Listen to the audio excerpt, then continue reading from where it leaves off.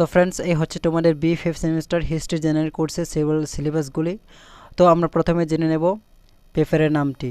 তোমাদের পেপারের নাম হচ্ছে এবার history of Europe and world 1760 AD and 1871 AD, অর্থাৎ ইউরোপ এবং বিশ্বের ইতিহাস 1760 এডি অ্যান্ড 1871 এডি। এই হচ্ছে তোমাদের B5 সেমিস্টার হিস্ট্রি জেনারেল কোর্সের পেপারের নামটি। তো ইউনিট 1 এর প্রথম টপিকটি দেওয়া আছে 18th century age of enlightenment features and impact on society and policy, অর্থাৎ 18 শতকের আলোকিত বয়স হিসেবে বৈশিষ্ট্য, সমাজ এবং নীতির উপর প্রভাব, এই টপিকটি দেওয়া আছে। তো নেক্সট টপিকটি আমরা দেখে নেব। নেক্সট টপিকটি দেওয়া আছে France revolution, cause, reign of terror, constituent assembly, অর্থাৎ ফরাসি বিপ্লব, কারণ, সন্ত্রাসের রাজত্ব ও গণপরিষদ, এই টপিকটি দেওয়া আছে প্রথম ইউনিটের। তো নেক্সট টপিকটা দেখে নেব এই প্রথম ইউনিটের। নেক্সট টপিকটা হলো দেখুন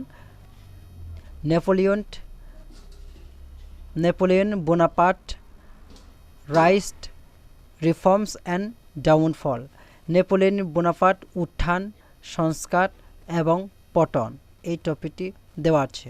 তো ইউনিট 1 এর নেক্সট টপিকটা হলো era of conservation, the Congress of Vienna, Metternich system, অর্থাৎ সংরক্ষণের যুগ, ভিয়েনাম কংগ্রেস, মেটারনিক সিস্টেম, এই টপিকটি দেওয়া আছে প্রথম ইউনিটের। তো প্রথম ইউনিটের 4টা টপিক দেওয়া আছে হিস্ট্রিতে।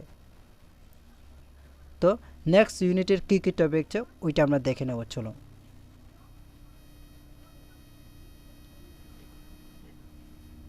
তো ইউনিট 2 মধ্যে টপিকটি দেওয়া আছে প্রথমে industrial revolution in England, cost and consequence, অর্থাৎ ইংল্যান্ডের শিল্প বিপ্লব, কারণ ও পরিণতি, এই টপিকটি দেওয়া আছে। নেক্সট টপিকটা আমরা দেখেন ওই ইউনিট 2 মধ্যে American war of independence, cause, institution of slavery, American civil war, cause and result, rule of Abraham Lincoln. এর বাংলা হলো আমেরিকান স্বাধীনতা যুদ্ধ, কারণ, দাসত্বের প্রতিষ্ঠান, আমেরিকান গৃহযুদ্ধের কারণ এবং ফলাফল, আব্রাহাম লিঙ্কনের ভূমিকা, এই টপিকটি দেওয়া আছে প্রথম ইউনিটের হিস্ট্রিতে।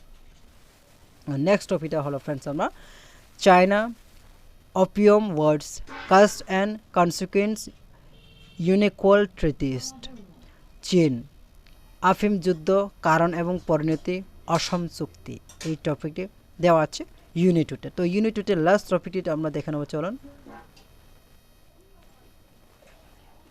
তো ইউনিট 2-তে লাস্ট টপিকটা হলো Japan Commodore Perry and opening of Japan, impact on shogunate, Japan Commodore Perry এবং জাপানের উত্থান সুগিনেতের উপর প্রভাব, এই টপিকটি দেওয়া আছে ইউনিট 2-তে। লাস্ট টপিক হলো এটা। তো এবার আমরা দেখে নেব ইউনিট 3 মধ্যে কী কী টপিকটি দেওয়া আছে। তো ইউনিট 3 মধ্যে দেওয়া আছে দেখুন ফ্রেন্ডস, ইউনিট 3 মধ্যে দেওয়া আছে the July revolution of 1830, cause and results. এর বাংলা হলো 1830 সালের জুলাই বিপ্লব, কারণ এবং ফলাফল, এই টপিকটি দেওয়া আছে। খুব ইম্পর্টেন্ট টপিক ফ্রেন্ডস এটা। তো নেক্সট হলো the February revolution of 1848, cause and result.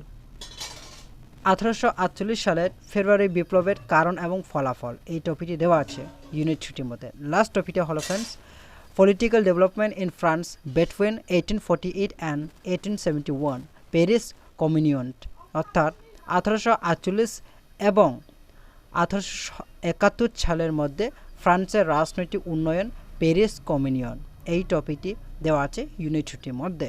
তো আমরা এখন দেখে নেব ইউনিট 4-এর মধ্যে কী কী টপিকটি দেওয়া আছে, চলুন। তো ইউনিট 4-এর মধ্যে প্রথম টপিকটি দেওয়া আছে friends unification of Italy background, roles of Mazzini, Garibaldi and Cavour, Italy পটভূমি একীকরণ, মেজিনির ভূমিকা, গারিবাল্ডি এবং কেভোর, এই টপিকটি দেওয়া আছে প্রথমে।